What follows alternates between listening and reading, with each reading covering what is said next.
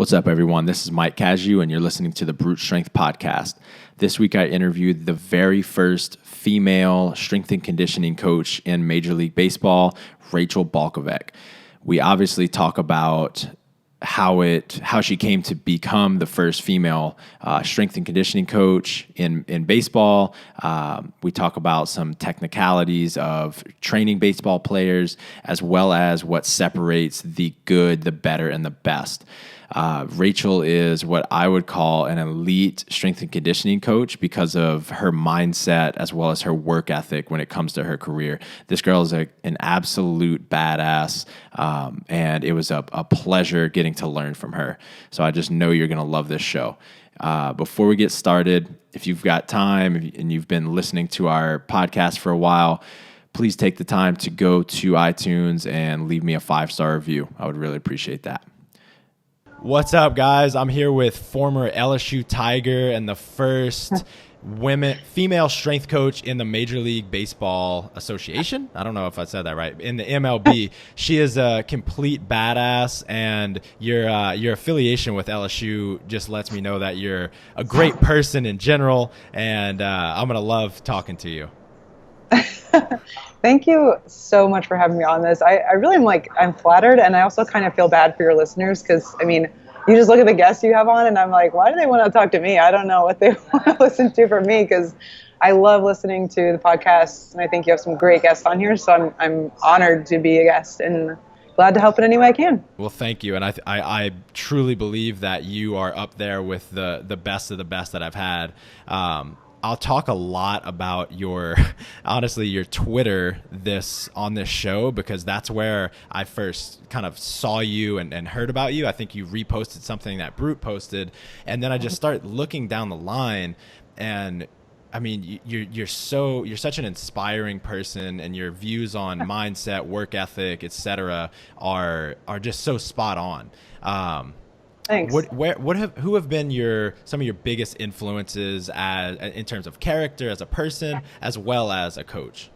Oh gosh, I know this is going to sound like a plug because you just said LSU, but I've been a ton of places, and I'm not trying to toot my own horn. I just have been a ton of places because it was hard for me to get a job, and I had to kind of grind. And I mean, I have a similar story to other strength coaches, but I've lived in 12 cities in the past 8 years, and I've worked for I think 8 different organizations in some way, shape, or form. And LSU, when I was there, was just a really special place. It really was, and it's not like I made it up in my head. It's the football team was 13-0, and teams were winning. Both of my teams, the LSU men's and women's tennis team, were winning, and the softball and baseball both was the College World Series, and it was just this electric, high intensity environment. And I was a part of a team there that was, and I mean team like our strength staff we were all just crazy. We were all crazy. And I like to give a shout out to the meat squad. The meat squad.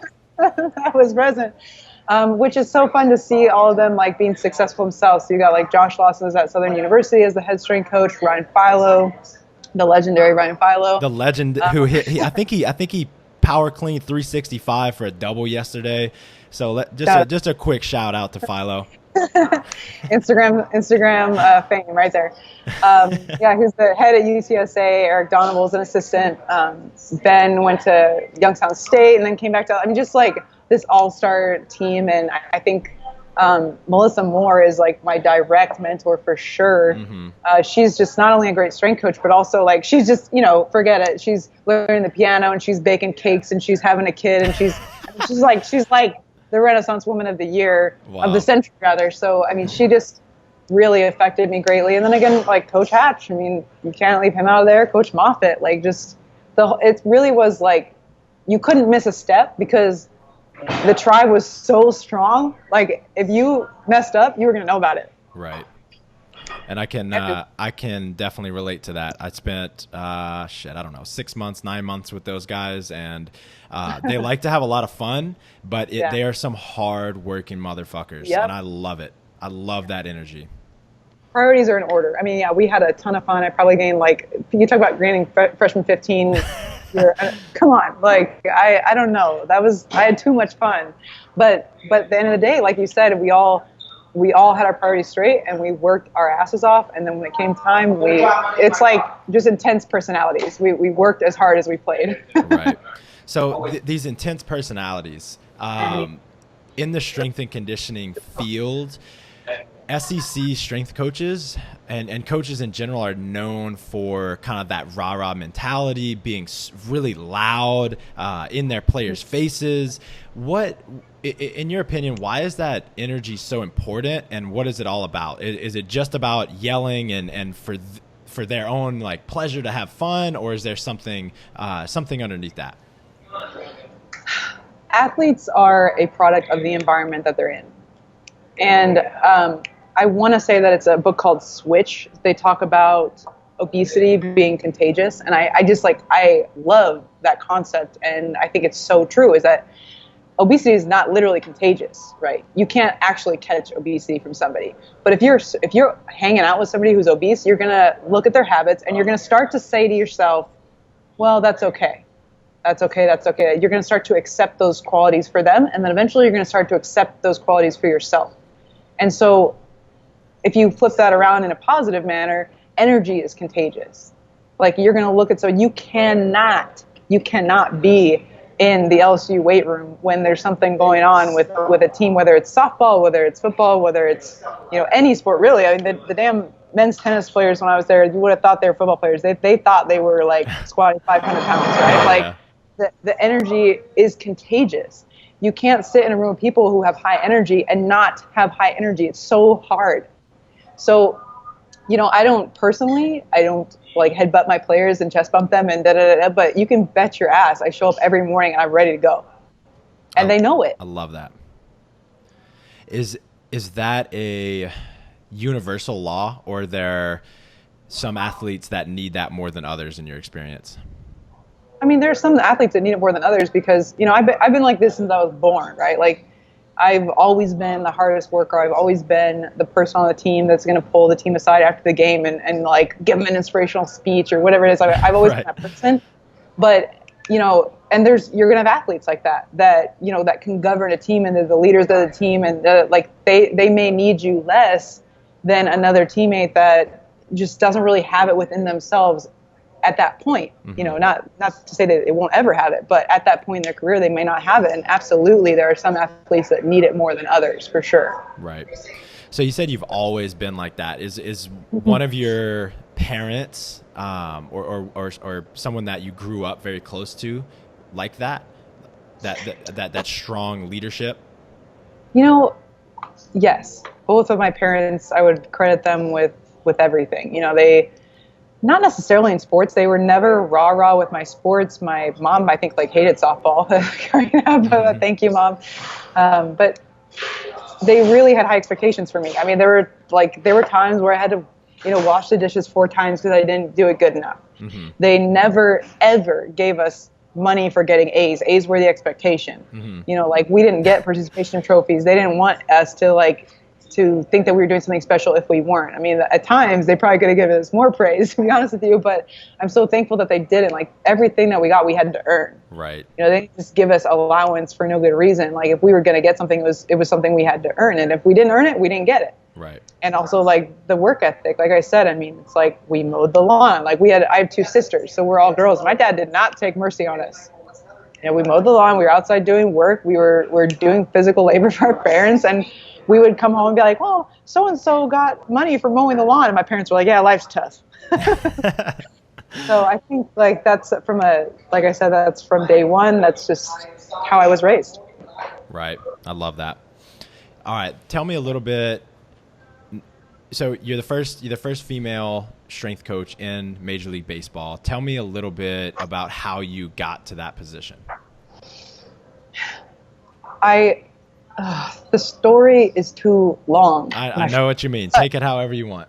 Yeah, I know. I guess, the short story is I played softball in college, and obviously it's kind of a not easy route, but it's kind of just where I kind of self-selected. I'm interested in the sport. I know it very well. I don't know football very well. I don't have any aspirations to ever be a head football strength coach simply because I don't know the game. I know baseball very well. I became extremely interested in professional baseball as a business more than anything, about the Latin American culture that exists, the extensive minor league system, which even I think the biggest baseball fans have no idea what goes on in the minor league system. And just getting to know that a lot better through some personal experiences, also just through being at LSU and seeing all the pro guys that would come back and getting to learn a little bit more about their journeys. I just got really interested in professional baseball and the business that surrounded it. And then also strength and conditioning in professional baseball, it's behind. Like, I don't think there's anybody in strength and conditioning in baseball that wouldn't agree with that. It's behind. I mean, there's plenty of reasons for that, but really it's just a young field in baseball. It's up and coming to where probably 20 years ago, maybe even 10 years ago, players were smoking in the dugout, or they were eating hot dogs in the dugout or whatever. And there was the steroid era, and that kind of led to us, and when I say us, like Major League Baseball putting standards on who was around the players, what kind of supplements they were getting. It's just this like rapidly evolving field. Even since I've been in it in 2012, I've seen rapid growth, and it's really fun and interesting to be a part of an evolution like that. So that was something that intrigued me and still does to this day. I don't know if I will ever want to be in collegiate athletics again, because it's just like it's hard. Like, professional baseball is hard to be in, and it's a daily like grind. It's a daily struggle, and you get to see rapid benefits from that because it is such a young field. Even though I do dream about collegiate athletics some days, I'm not gonna lie.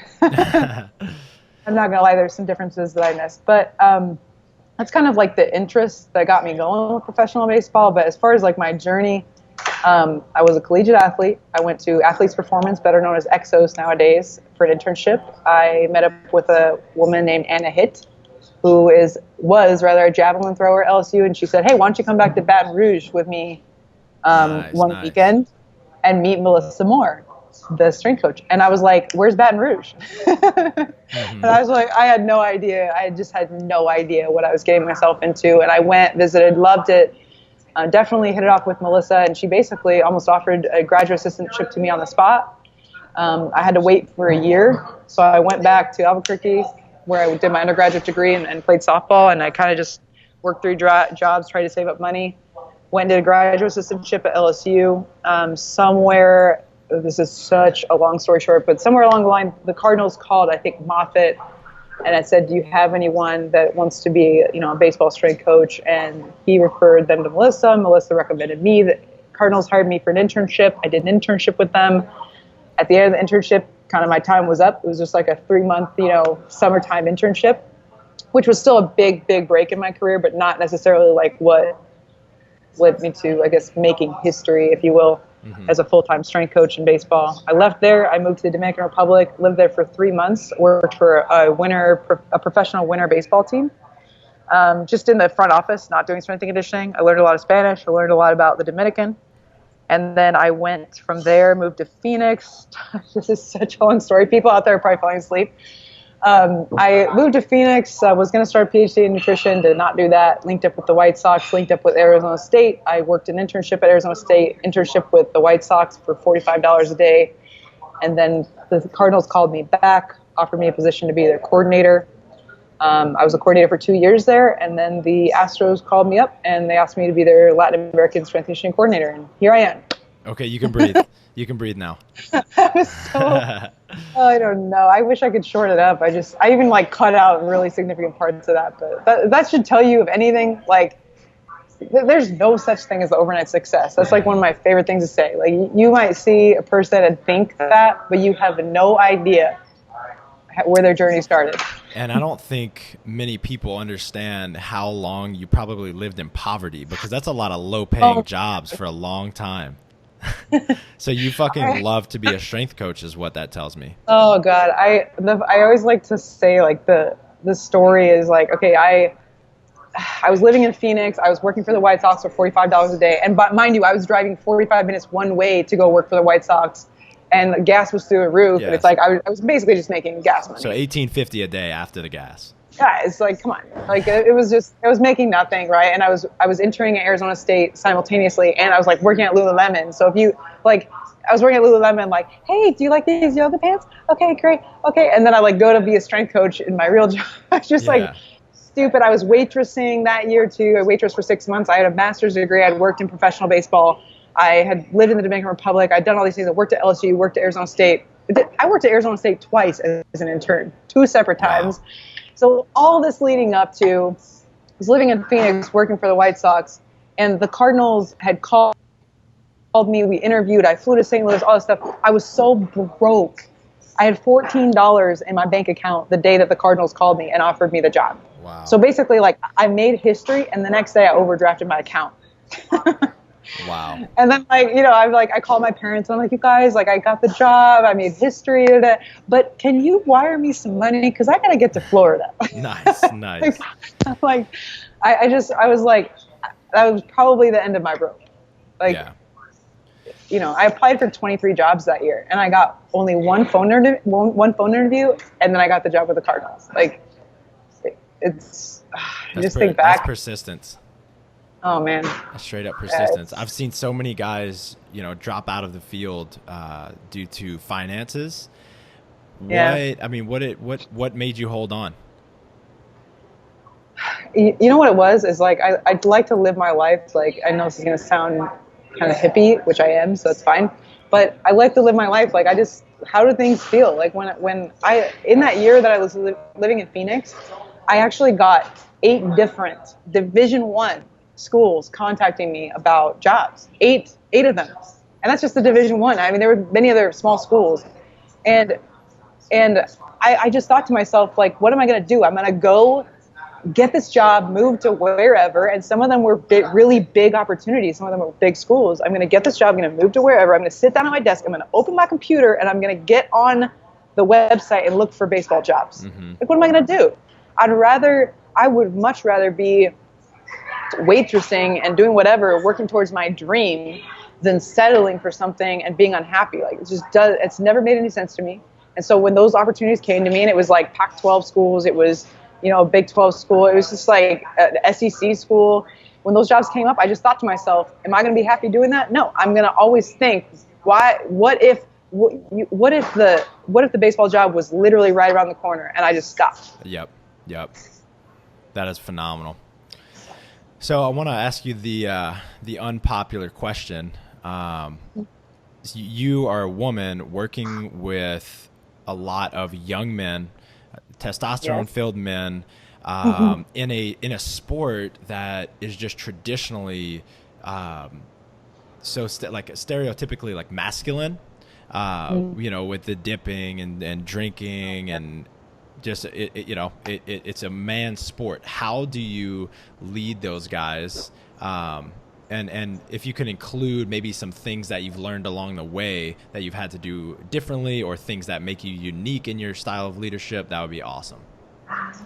Well, yeah, I think like the common question is, do the players hit on you? And I always say, like, no, the players don't hit on me. They hate me. Like, I don't know why you think they would hit on me. Like, they're like repulsed by me, probably, because they're like, I show up to work, and I'm not a distraction. Like, I think that it's pretty clear, and this is the same thing with anybody.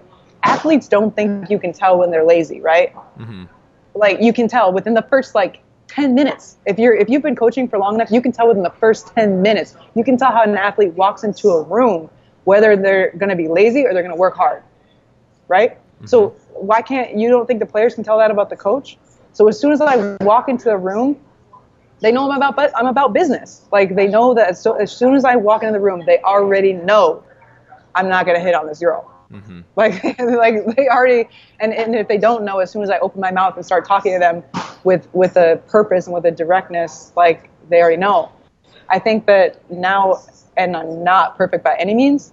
If you want to, I don't know if this, answers your question, but I'm not perfect. But I think I had to find a balance when I was first getting into the game of if I look at pictures of myself in 2012 when I very first interned for the Cardinals for a few months, I would wear basketball shorts down to my knees and men's extra large t-shirts and right. Leave no doubt.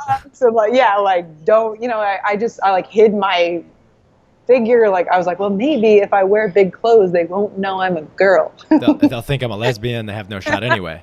Well, but seriously, yeah, for sure. If you saw pictures of me, you'd be like, whoa. Uh-huh. So I think I found like a balance, and it's getting a little bit easier with each year that passes, and I get a little bit older. The players basically stay the same age, you know. So when I first started, I had players on the team that were my age, literally. So I think it gets a little easier as I get older, and you know, it's kind of a maturity thing. But I don't have to I don't really struggle with that. I don't think. I mean, obviously, I'm not naive. I'm sure that there's players. I'm sure they say all kinds of things behind my back, whatever. But all I really care about is when they're with me, they do what I ask. They're respectful. They're putting in the work. Like, I mean, I can't help it. When they go to the clubhouse, if they're saying whatever they're saying, fine. But I'm doing my job and putting off the right type of energy, the right type of vibe, the right type of personality to make sure that I'm doing what I need to do on my end to make sure that doesn't happen. Right. And do you think, I mean, or I guess the question is, have you seen women in the industry make mistakes with the kind of energy that they're putting out? And if so, what is that? What are those mistakes, and what do you think they should do about it? I don't know if that's a fair question, because I don't know. I don't know if I want to comment on that. Like, no comment? That's fine. I think because everyone's in a different situation, and I'm like, even as funny as it sounds, it's in some ways very similar, but it's very different. Look, I'm a strength and conditioning coach, right?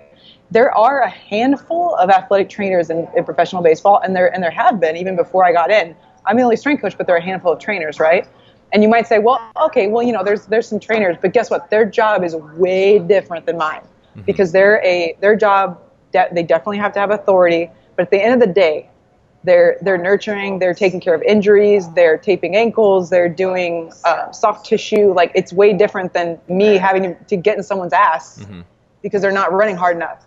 It's way different than me having to get in someone's ass because they show up late to weights. Like, it's like I'm definitely in a more authoritative position, and so not everyone has to be like me. Not everyone has to hold themselves to those standards. I mean, gosh, like sideline reporters, they are supposed to dress differently. Like, if a sideline reporter dressed like a strength coach, that'd be weird. Right. So I can't be like, well, the sideline reporter shouldn't be wearing skirts. That's just not, I'm not going to hold them to the same standard as myself. I mean, it's just, I think every case is different. And I'm sure there might be women out there who look at me and be like, well, how come she posts that picture on Instagram of herself in yoga pants and you can kind of see her butt? That's not appropriate. Right. But like, I don't know. It's just, I'm not going to participate in saying that someone's made a mistake, because I'm sure that I've made those mistakes in some way. Right. You know, it's a very fine line. Sure. Honestly. Yeah, you're right. It's different for everyone. And I think you touched on something interesting when you talked about authority. I think it's the same for men and women in terms of gaining respect, right? If a man strength coach doesn't command his athletes with authority, they're going to take advantage of him in some way, right? It might be a different way than if a female does it, but either way, you have to be confident in what you're teaching to gain the respect of any type of athlete. Right. Yeah.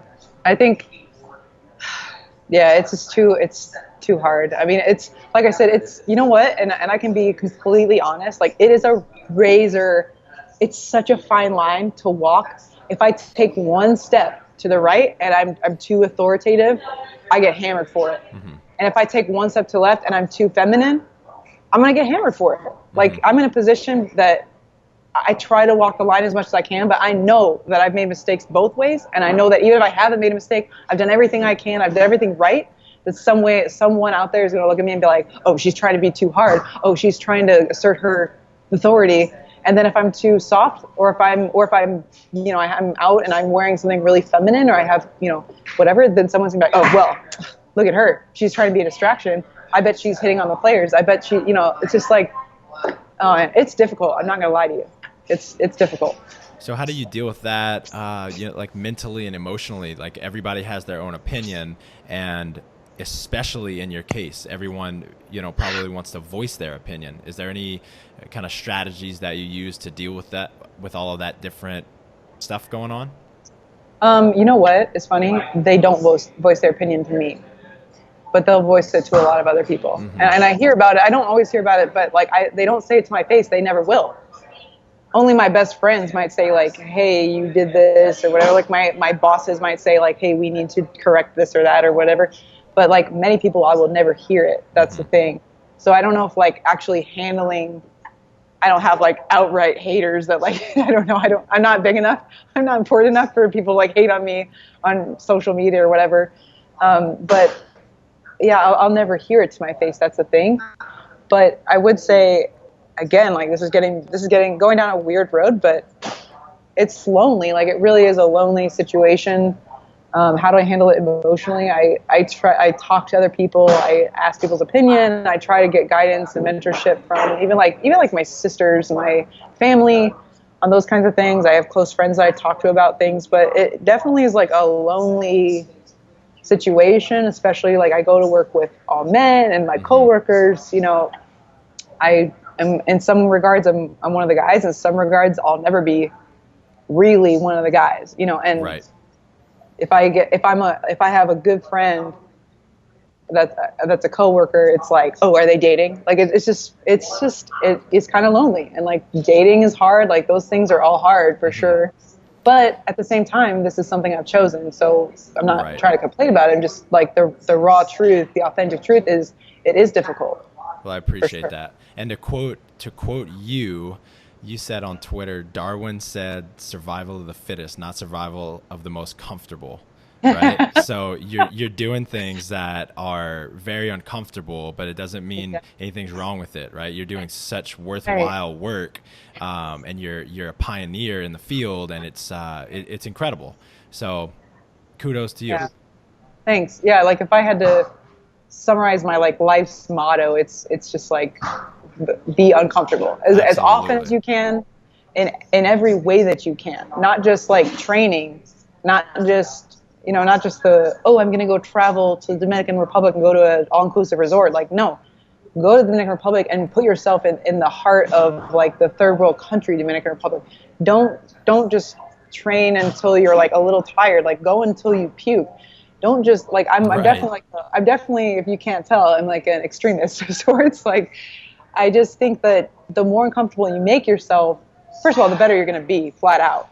But then also, like, you become unbreakable. No one can hurt you. And that means, like, I don't mean, close yourself off so no one can hurt you. I mean, like, if you travel to different places, you meet different people, you have hard conversations. Right. Don't avoid hard conversations ever, because it never gets better. Have those tough conversations.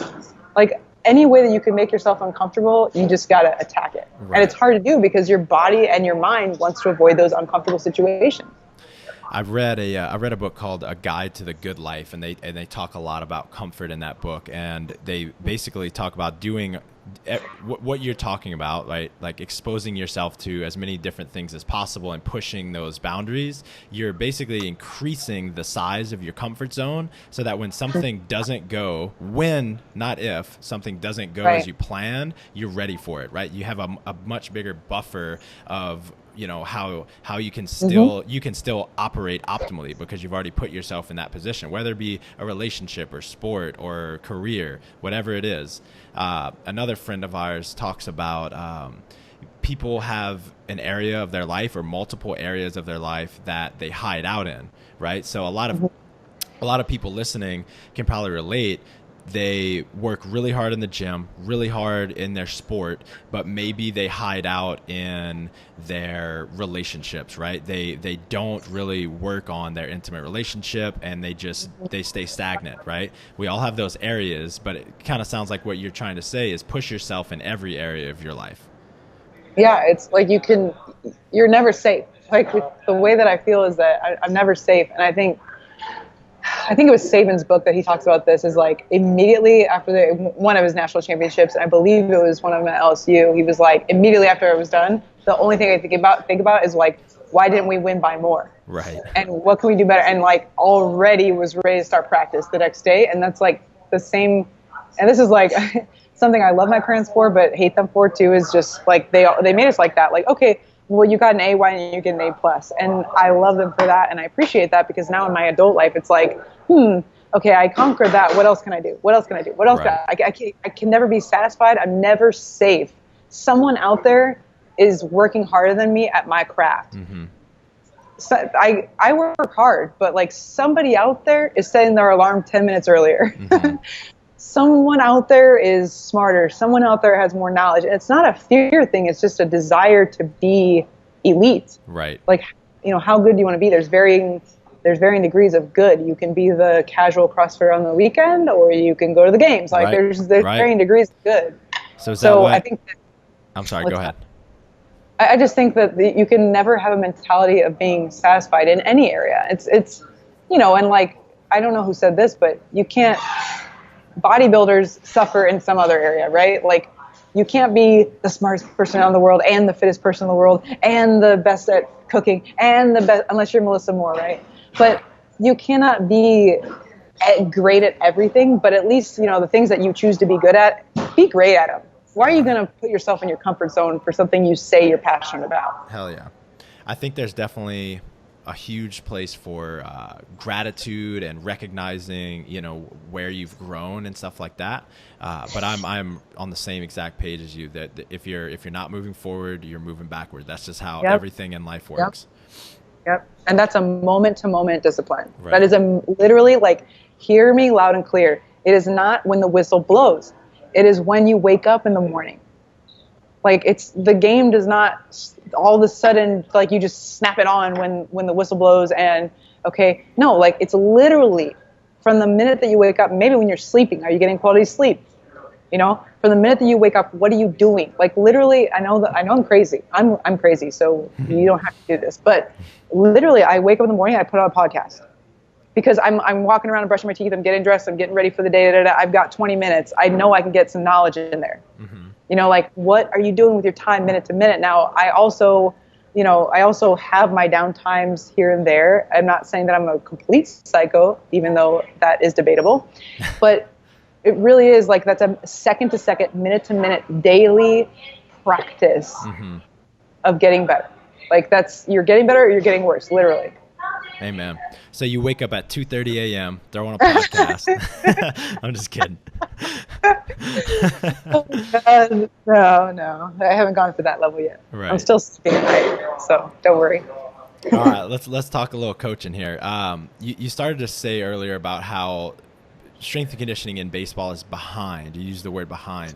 And I could completely understand what you're talking about. I think one of the reasons that you didn't mention was the fact that it's just the stereotype or there's this belief that baseball players don't need strength and conditioning, right? Because it's such a technical sport. So what is when you get a new athlete, when you're working with a new athlete, what is your overall goal, given that they have all these stereotypes already? It is a technical sport. So, part of it is true that it might need to be a little bit different than, say, a football player. So what is your overall goal? Oh, God. My overall goal is, like, if I'm being completely honest with you, my overall goal is mental skill development. And I know that's not the answer you wanted to hear. No. I think that, and I don't ignore, for sure, like, I'm not ignoring the physical, but everything that I do is directed at developing them mentally. Because even though there's new research coming out every day that, like, the stronger you are, the more explosive you are, the better you're going to be at baseball. Just, put that on the table just for a second. And if I go on a rant, get me back to it. So the mental skill development, I think, is like, I've self-selected into baseball because it is a skill sport. And let's be real. There are guys out there who are small, who are fat, who are out of shape, who are old, who are everything that you would not expect a professional athlete to be. They're out there and they're killing it. So you can't say, okay, like, you have to acknowledge that fact, right?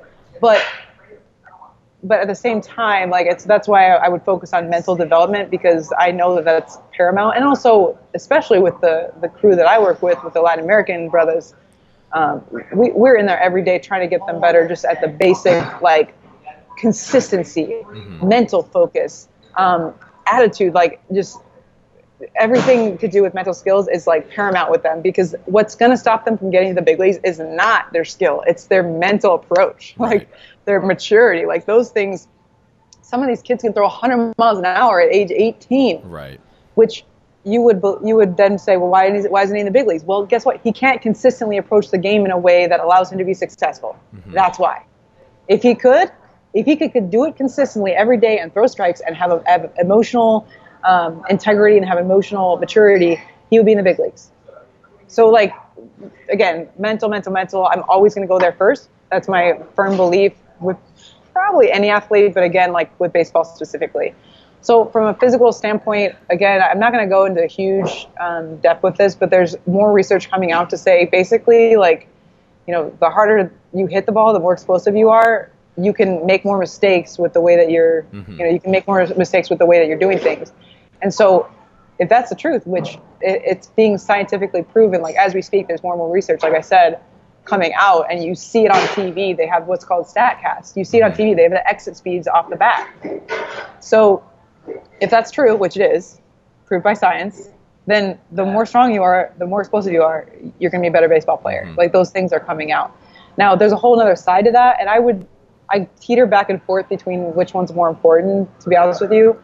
But I think equally the movement perspective. And I'm a movement geek. I'm a biomechanics nerd. I love to talk about movement. And I think that's probably born a little bit out of, like, I had injuries when I was an athlete, same old story, blah, blah, blah. Right. But also, I think that as an Olympic lifter, like, not competitive, I don't want to claim that, but just like somebody who is under the tree of Olympic lifting, movement efficiency is key. And I love Olympic lifting for that reason, because you cannot cheat a power clean. If you are not moving efficiently and you do not have the correct mobility, you cannot do it. And so, like, movement efficiency is just one of my, like, I could talk on it forever, but from, you asked me again, like, going back to your original question, I actually remembered, if you can believe that.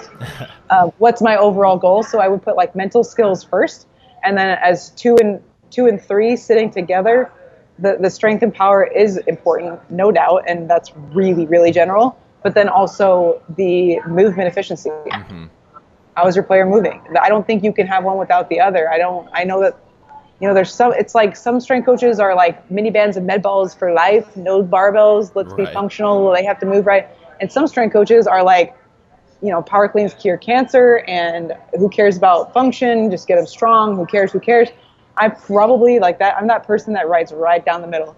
Like, I can be as meathead as you want me to be, and I can also be as functional as you want me to be. Right. We're going to link the article showing that power cleans do, in fact, cure cancer. We'll link that in the show notes. written by Coach Hatch and Coach Tommy Moffitt. Hatch squats and power cleans. I could not agree with you more on those three. I absolutely love that answer. And I think something I say often, you talked about, you know, there are people in baseball that don't necessarily even look like athletes per se, but they're crushing it, right? Those people are outliers. There are outliers in every sport, and we're not to emulate the outliers necessarily, right? They have something that separates them and makes them different. Instead, we should do the things that we know are proven to work, like get stronger, move better, think more consistently with more confidence, etc. Like all of the things that you're talking about. So yeah, I mean, like that can also be linked to like a mental thing. It's like, do you really want to leave it to chance that you're just going to have that ridiculous skill, and you can just be, you know, be fat and be lazy and not be strong? Like, I hope, great. I guess if you can do that, great, even though I still wouldn't choose to live my life like that. Exactly. But great, good for you. But do you really want to leave it to chance? Do you really? And then furthermore, like with the whole nutrition thing, I mean, I don't care from a performance standpoint. I don't know if I believe one way or the other that a performance standpoint, like extra fat is going to ruin your swing. Like that, nothing like that. It's definitely going to slow you down, obviously. But what's more important in baseball is, like, we're playing every day.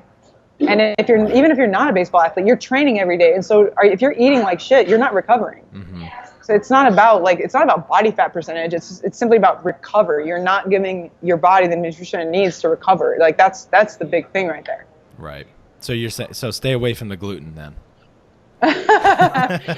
No gluten, no meat, no kale. That's bad for you too. Just stop eating. Right. Exactly. Water only. Oh man. How important do you think it is for strength and conditioning coaches to continue lifting heavy and hard, and what do you think their goals should be? And then I know that's kind of a trick question. I just want to see where you take that. Are you ready for a rant? Yes. There are too many strength coaches out there who are not strong and not conditioned. Do not call yourself a strength and conditioning coach if you are not strong and you are not conditioned. And I know at some point, like if you're 60 and your body has given out on you, but the thing is like even if you're 60, like you should be the fittest. And if you're a strength coach, you should be the fittest 60-year-old you can be. Mm-hmm. You know, like there are just too many. And I'm sorry, I know that there's gonna be people listening to this podcast who are like, well, you know, so they're gonna get all butthurt. But and guess what else too? Like I've never seen a 3% body fat powerlifter. So if you squat 800 pounds, you got a little fat on you, fine, okay. Right. But you should be. I definitely think that you should be at least attempting to be elite in some area of fitness. Whether that's, you know, I know Coach Moffitt's really into biking, like whatever. Like you should be competing either with yourself or you should be competing Olympic lifting. Doesn't mean that you have to be on the USA national team. You should just be competing. Right. And that could be something as simple as you go to your local meet, or like not even just Olympic lifting. Like myself, I'm trying to be I truthfully, I know this is kind of like, it's kind of funny, but not really. I'm truthfully like, I want to be a professional volleyball player. And it just keeps your mind sharp with what an athlete is going through. And above that is you need to exemplify what you're saying. You know, like it's really good. I know that, you know, you don't want to work out with your athletes or whatever, you know, like it's unprofessional to jump in there and work out with your athletes. But guess what? They need to know that you are practicing what you preach. Right. And strength and conditioning is like a different beast, right? Because coaches, like actual sport coaches, most of them at the high levels anyway, have played the sport, like they played professionally or they played at a college, you know, like they kind of have that street cred, and the players all know that. And it does get you street cred. Whether you want to hear it or not, it gets you street cred. Mm-hmm. So as a strength coach, what gets you credibility in some ways is you just be strong, be fit, compete. Let them know that you know what they're going through. When an athlete asks me about a deadlift form, I'm going to be like, well, you know, just the other day, somebody's like, well, where should I grip the bar? I was like, well, this is how I grip it, but this took me a while to get to. I started out doing this grip. I started out da-da-da, and I can literally say, this is what I've done personally.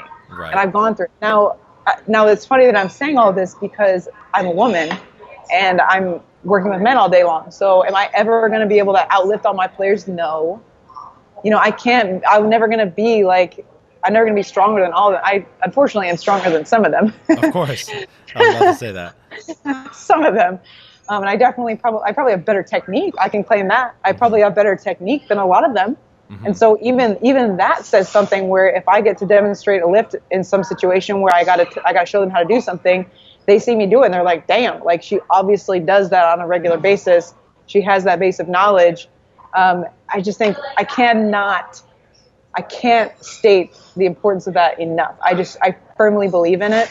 And not just quote unquote being in shape. Just because you're not fat does not mean that you are strong and conditioned. Like, right. Just because you're, you know, come on guys, come on girls, like raise your standard a little bit. Your athletes will form to what you are doing. That's like what I said earlier. Contagious. Energy is contagious. What you are doing, they are seeing. Right. Do you bring cake into the break room? Don't do it. Don't do it. Especially not if you got young athletes around. Mm-hmm. Do you bring, you know, what are you eating around them? I think it's so important. I love dessert. I love me some cheesecake, but you're never, ever will you ever see me eating cheesecake in front of my players. Never. I love that. And I agree, especially on the basis of like, just like principally, a coach needs to be pursuing excellence in something, right? And it doesn't necessarily need to be the bench or the squat or the power clean, like it may have been training for their sport. But I do think that they need to be striving to be as fit as possible and striving for excellence in some area physically, for sure. Like I said, you know, Coach Moffitt does biking. There's people, you know, you compete in different things.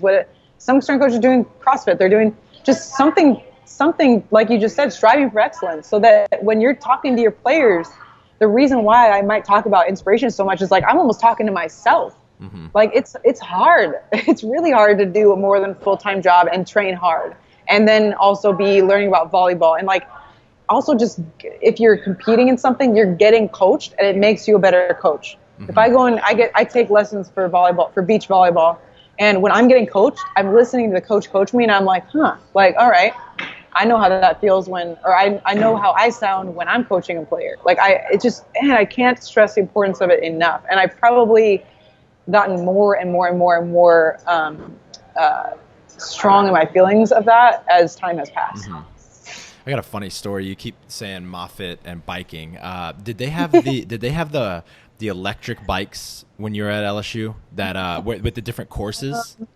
Oh yeah, I don't know. I think that they might have gotten those right after I left. So they had, when I was there were 6 of them. Now I think there are 25. But anyway, when we had 6, there was this nationwide competition where every facility with these bikes, you create teams, and the team with the most miles at the end of the thing wins the championship, like the fall championship or something like that. Mm-hmm.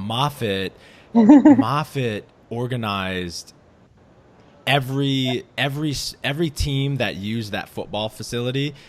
Every coach, every athlete was a part of this competition. We literally had coaches and athletes staying up 24/7. Someone was always on those bikes, and we crushed it. I think I remember we got first or second. There might have been like this huge facility that beat us. I don't know.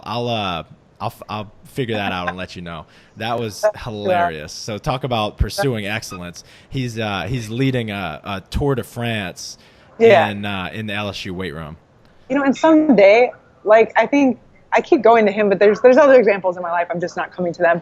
Someday I'm not going to be able to squat heavy. Like, and that might, I don't know when that might, maybe, hopefully it's when I'm 65. I don't know. But like, again, just no excuses. Think about how many people out there are like missing limbs. I just saw a guy who I think he's a quadriplegic, freaking climbing mountains. Like, come on. If you have an able body and you're a strength and conditioning coach, get your ass in shape. I love that. So you've already touched on this a little bit. I just want you to elaborate. You've worked with men, women, boys, girls, collegiate and professional athletes. What are some of the characteristic differences of the good players, the better players, and the best players? It's so simple. I touched on it a little bit. It's so simple. It's like, it's a minute to minute, second to second, consistent commitment, almost crazy obsession to your goal. Mm-hmm. And I said this, I just spoke it to a women's group this morning in Florida, and I said, your goal doesn't become a dream until it's tested. Your goal does not become your dream until it's tested. So you can have a goal of like reading a book a month, right? But there's nobody that's going to be like, you can't read that book. Mm-hmm. Maybe, I don't know, in some countries, maybe that's true. But like here in the United States, right? No one's going to be like, hey, you're a girl, you can't read that book. It's not tested. It's not like, and I'm not saying that that's not a good goal. But what I'm saying is like, there's a difference between having a goal and a dream. And so when you see professional athletes come, they're tested every day. They're tested every month. They've got huge tests. They're moved down in the minor league system. You're moved up and down, up and down. You're moved down and you have a choice. Every day you have a choice to make. Who are you going to be that day? What are you going to do on that day to make yourself better? What are you going to do when you leave the complex? And the good athletes are easily separated from the elite athletes by the amount of seconds that they dedicate to achieving their dream in the face of adversity. Mm-hmm. I fucking love it. I love that so much. I'm fired up. I'm gonna. That's gonna be what I play when I wake up in the morning. That little rant right there. That's awesome. Because and you can be consistent. It's like there's different levels, right? So you can. It's easy to be consistent when everything's going right. But then when something goes wrong, like there's probably different levels. There's good. There's great. There's elite. Or like there's good. There's great. Or there's relentless. Whatever you want to say. There's all these different levels of how good you can be. And good people are probably they do it twice a week, right? And then there's another level of good. They do it 3 times a week. And then there's another level. They do it 4 times a week. And then and then you get to the elite. And they're doing it 7 days a week, 24 hours a day, 60 minutes of every hour, 60 seconds of every minute. They are literally obsessed. Mm-hmm. There's just that quality of like they cannot take their eyes away from their dream, even when Even when you apply for 23 jobs and someone says, we're not going to hire you because you're a woman, how many times can you stand to be denied and still follow your dream? Right. That's awesome. There you go. So have you ever considered quitting? And if so, what did that sound like in your head? I know you read this tweet. Like, I don't know if you did or not. I did. Yes, of course I did. Yes, I did. Yes, I considered quitting. And if you are out there right now and you're not considering quitting, let me tell you something. You're not working hard enough. You're not close enough to the edge. Mm-hmm. You're not on a hard enough path. You are not challenging yourself enough with the people that you're around. You're not pushing your body hard enough. You're not pushing your mind hard enough. If you don't think about quitting, you're not doing something right. Mm-hmm. And I know that everyone says, well, I never thought about quitting. And I know it's a dichotomy, because what I said to you earlier was like, okay, did I think about quitting when I was going through the process and I was facing gender discrimination? There are people telling me literally, we're not going to hire you because you wear a bra. Like, you know, I was going through that. Yeah, I thought about quitting. But the thing is like, I looked at the other option and I always said to myself, I don't want that. Mm-hmm. I want this. So I'm going to keep going. But I definitely thought about what it would be like if I stopped. Mm-hmm. Oh my God. But again, it's like, I just recently visited my sister in Colorado, and I hiked Arapahoe Pass, and it's not like the hardest physical thing I've ever done, but we were getting to the top. I went with my sister's fiance. We were getting to the top, and it was like literally I had to hold my glasses and my hat on because it was so windy. It was probably 30 degrees with like a super cold wind chill. We were dying, and each of us were looking at each other like, hey, you want to turn back? Are we good? What do you want? You know, like we were both thinking about quitting. You know why? Because it was hard. Mm-hmm. But we didn't quit. Like I think that's the difference, is like the difference is whether or not you actually make that decision. You actually quit. You actually ring the bell and say, I'm done. Right. You know, that determines who is going to be a champion and who's not, obviously. Mm-hmm. But I think about quitting shit all the time, but it's because I'm constantly challenging myself. Right. Exactly. I don't know. I think that if you say go ahead. I was just going to say, I mean, a thought, we have thousands and thousands of insane thoughts that go through our head every single day. You know, we're not in control of what pops into our head. We're only in control of what we focus on and the thoughts that we feed, right? The ones that we make worse in intensity, bigger in intensity. And like you're saying, like if you're not pushing yourself outside of your comfort zone, you're not pushing your boundaries, then maybe you won't think about quitting because you're not doing anything worthwhile. You're doing things you can finish, and stuff like that. So I couldn't agree with you more. Yeah, for sure. Do you what do you think about CrossFit? Okay, so I'd like to confess that I am a recovering CrossFit hater. Nice. But I'm like in full recovery. Like I definitely, my earliest memory of CrossFit was one of my friends in New Mexico. This was literally 10 years ago. One of my friends in New Mexico was like, yeah, I'm doing this, you know, I'm going to start working at this CrossFit gym. We were in an exercise science undergraduate degree. We're all poor. And I was like, oh, what's that? You know, and she's starting to explain it to me. And she's like, well, yeah, I got to get certified. It's $1,000 to get certified. And I was like, what? I was like, what is this? What is this? They want you to pay $1,000 just to work at their gym. Like, okay, whatever. You know, I was like so skeptical. And then it's just like any other sport though. Like the sport has evolved so much. And I think at this point, if you're in the fitness industry, strength industry, whatever, at this point, if you're bagging on CrossFit, it's because you have not watched the games. Right. You have no idea what like elite CrossFit is about. And I would liken it to anyone out there. Well, if you're listening to this podcast, you probably don't hate CrossFit, but I encourage you CrossFit lovers to share this with CrossFit haters. I would liken it to baseball. And I love people who are like, oh yeah, CrossFit, that's not a sport. Look at those people, they have bad form, and it's a bunch of rah-rah and all this stuff. Well, guess what? Look at baseball. You've got the major league players who are on TV and they're skilled at their craft and they know what they're doing and they've been in baseball for a long time and they've invested the time. And then you've got beer league and you've got people acting a fool, wearing weird clothes, drinking beer in the dugout. I can't even watch beer league baseball. I hate being around it. I hate everything about it. Do not ask me to be on your slow pitch softball team because I will decline. I don't like it. It's like you can't look at any analogy. you can't look at any old CrossFit box and watch their bad form with bad coaches. It's like every sport pretty much in existence has like a recreational, like people just want to do it because they like to have friends and they like to be a part of a group.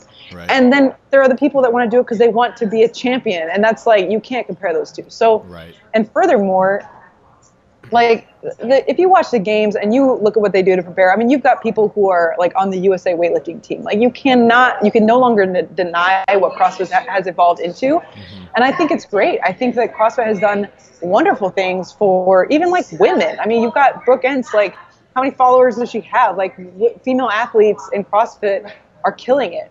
And it's really incredible to see how it's evolved. And also like just simple things like I don't have to go to 24-hour fitness when I travel to a different city.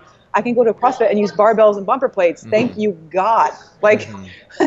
it's like made Olympic lifting, it's made a comeback. You know, it's back, and or I don't know if it ever left or whatever. I don't know where it is, but it's bringing it to the forefront. And if I tell people like, okay, yeah, you know, what do you do for a workout? Well, I do power cleans. And they're like, well, what's a power clean? I'm like, well, it's the CrossFit stuff. And they're like, oh yeah. So good, bad, whatever. Like, I just don't think you can deny the level of athlete that CrossFit is producing. And if you want to talk crap about CrossFit, I dare you to go and challenge any of the CrossFit Game athletes mm-hmm. to any kind of physical any contest. Right. Any. You think you can outrun them? Okay, go. You think you can outlift them? Okay, go. You think you can? Any physical test ever. So that's what I think about CrossFit. Nice. It's great. Nice. A raving review. I think I love the beer league analogy, especially, yes. And to add to it a little bit, even in, you know, CrossFit gets a lot of shit for the bad form in a lot of gyms, but I'll say this: there are more people dedicated to and focused on the process in average Joe CrossFit gyms than I've seen in any other sport.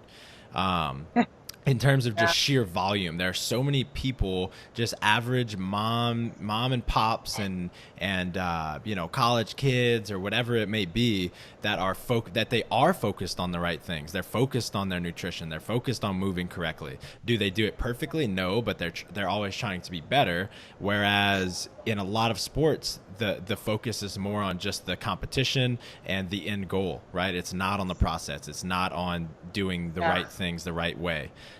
So it is a unique community in that way.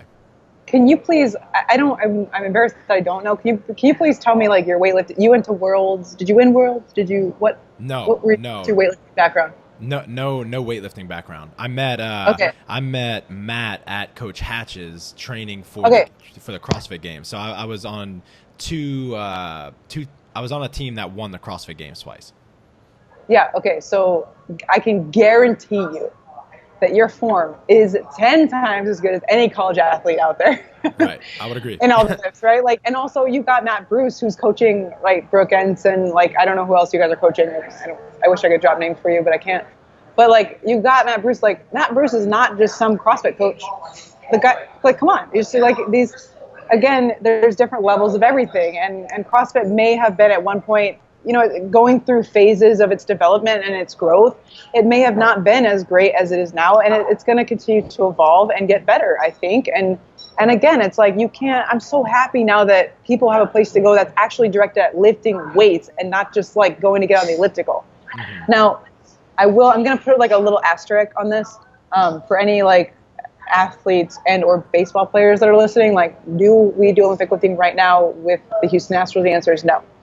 And like CrossFit, I should say, sorry, I said Olympic lifting. Do we do CrossFit? No. Do I like when my players say, I'm going to go to a CrossFit gym? No.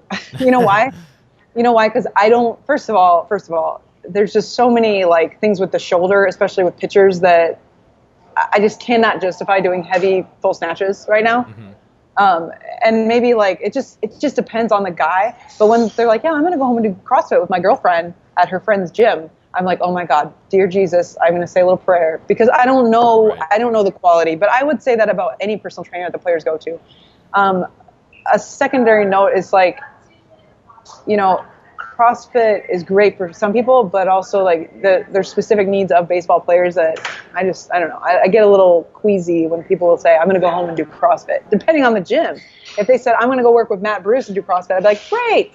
Right. See you next, you're going to have great coaching, someone who's really attentive. And like, if you have the mobility, which is a big if you have the shoulder mobility, if you have great technique, great, fine, okay, I can hang with that. But there's probably a very small percentage of my players, and I can only speak about my players, that I would say, yeah, go ahead and do CrossFit. So it's not for every single person, but if you're the average Joe and I don't have to worry about your rotator cuff being torn when you come back. Right. The stakes are just so much higher. There are millions and millions of dollars at risk for one of these folks, whereas your average Joe CrossFitter, if they break a bone, that's gonna suck, but a lot of them can just go to their job the next day, right? Right. Yeah. Just typing on a computer or whatever it may be. Yeah. Yep. So I got a few more questions before we wrap up. I assume you've worked with females before, have you? It's hard to remember, but yes. Okay.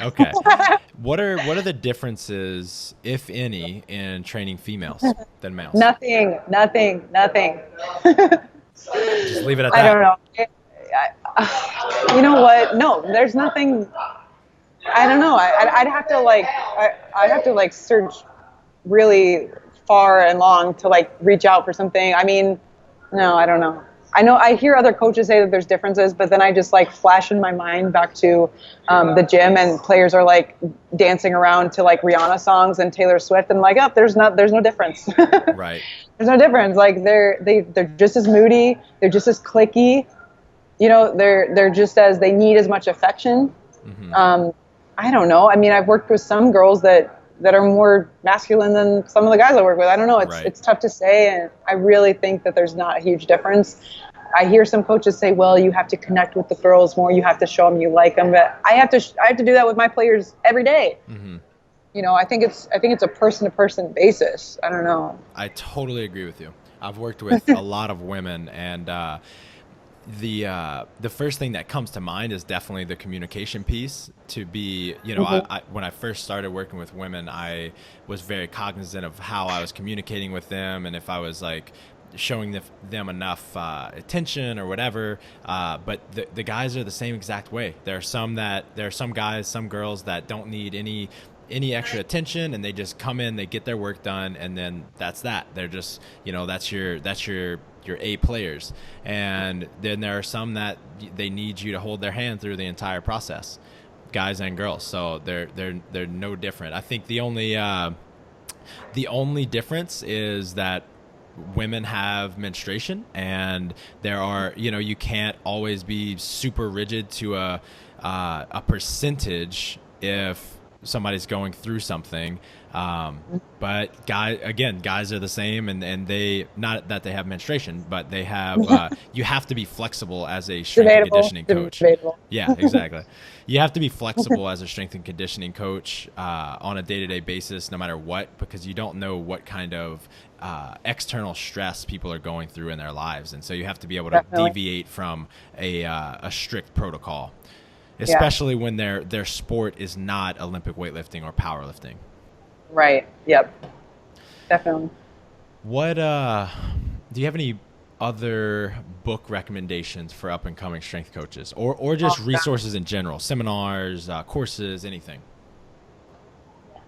Oh my gosh, there's I can't even, I've been literally devouring books lately. I don't know. If you want to know literally what's going on in my mind, the book Relentless by Tim Grover is probably the closest thing that I would say to my mind personally.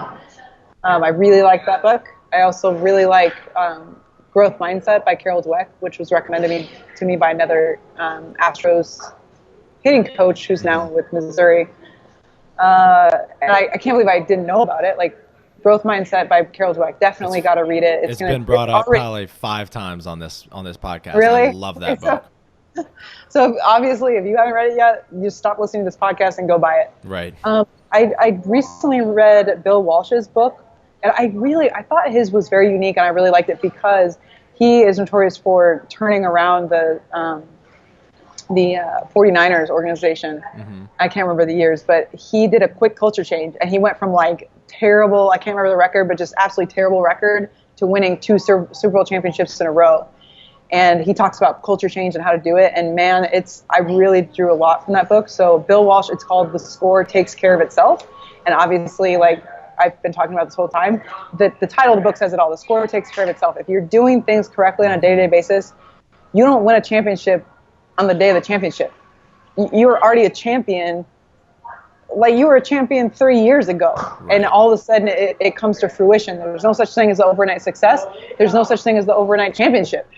Like you were a champion 3 years ago when you were drafted, and then all of a sudden it's a culmination of 15, 20, whatever your team is, 15, 20 different people coming together and all committing to that process. And just, I think the way that he talked about the dichotomy of leadership was just really great. I really enjoyed Bill Walsh's book, The Score Takes Care of Itself. I mean, I could go on for like a few more books, but I think I'll leave it at those 3.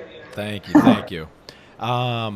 If you could make, I don't know if you've heard me ask this on any of my podcasts, but if you could make one thing absurd in 20 years, what would that be? And the example I'll give is 20 years ago, it was common to go to a grocery store and the clerk to be smoking. Today, that's absurd. 20 years ago, it was common to see someone throwing a bag full of trash out of the window. Today, it's absurd. What do you want to make absurd? I would like to say that I hope that someday there are female strength coaches in baseball and people are just like, oh yeah, whatever.